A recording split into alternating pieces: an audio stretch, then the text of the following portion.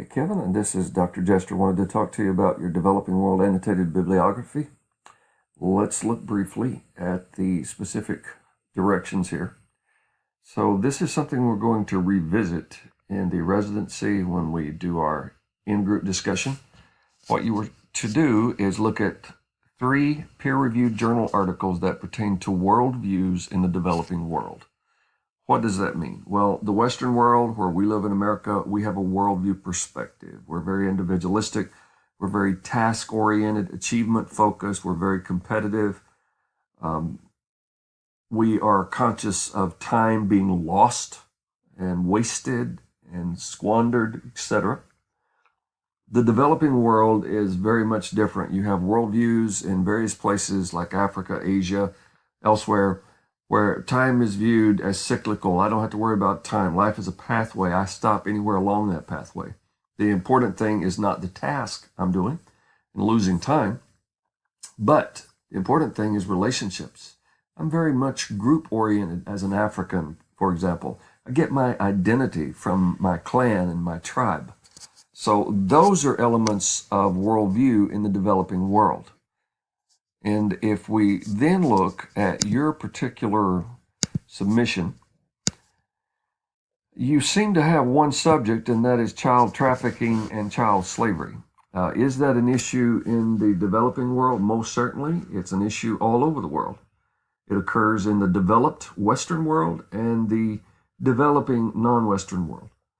So the point then is you've listed these articles, but you are using them to inform you about child trafficking, which is a great subject for current events. But how does it inform you then? How does the issue of child trafficking that are consistent in all of these articles, how does that inform your understanding of a worldview in Africa? For example, let's look, this first source is child trafficking in Nigeria. Nigeria is certainly in Africa. There's a general specific culture there that they share in West Africa. But as you get down to the tribe level, you have so many variances. There are many generalities, but a lot of variances. So how does that issue then inform your understanding of how people think and perceive their world in Nigeria? You don't tell me that. You just tell me how this is helping to look at child trafficking as a global issue.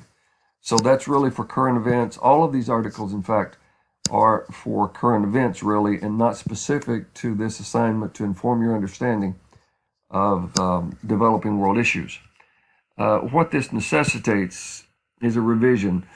In the revision, you need to tell me how these particular articles that you have selected would inform your understanding of worldviews in Africa or Asia or elsewhere, so that you can get a grasp on how the gospel needs to be communicated.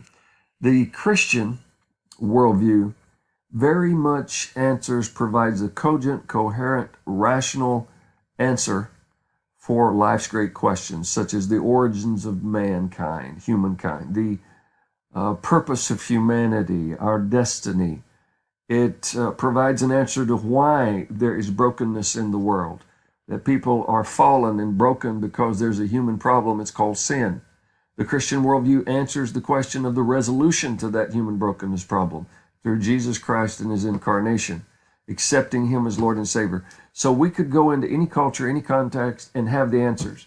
But the problem is we need to understand that culture and context in order to give them the answers in ways they can understand, in forms and methods that are appropriate to their local context, but provide the same meaning that the Bible provides, that provides them that answer.